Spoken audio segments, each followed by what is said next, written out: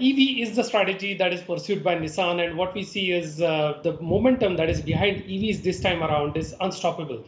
What happened during the lockdown was like a social experiment where vehicles were not on the road, and suddenly the cities, the administrations realized that the air is clear, and that's when probably they realized that what harm is being caused by the vehicles running on the road.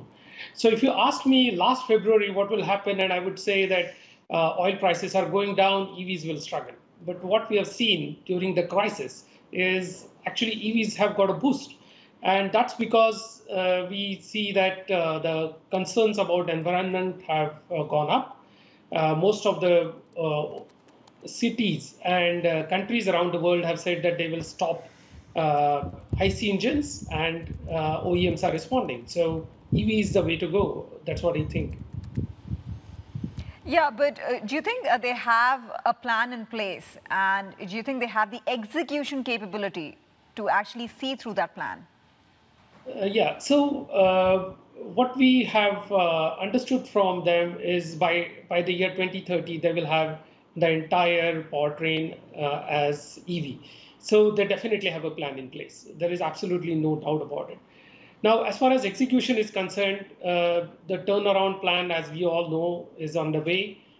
They are focusing on the markets that matter. They are focusing on markets that they are strong in, and they are focusing on China. They are focusing on US. Those are the markets which are high volume, likely to give them better returns. So that's what we are banking on.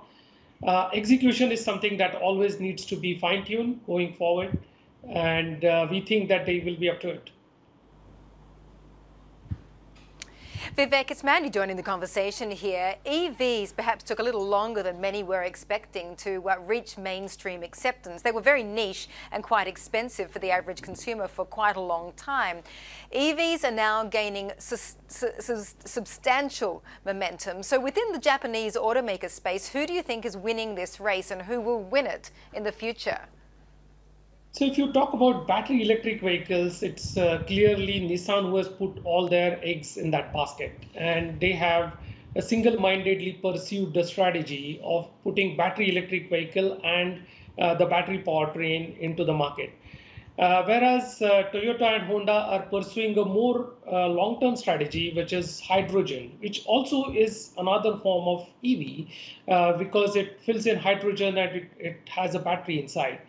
And they also have a strategy of pursuing a hybrid electric vehicle, which also in some countries they call it an EV.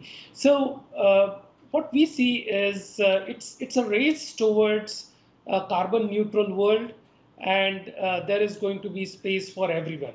So when it comes to battery electric vehicles, Nissan would be the forerunner, whereas when it comes to hydrogen, Toyota and Honda would be the forerunners.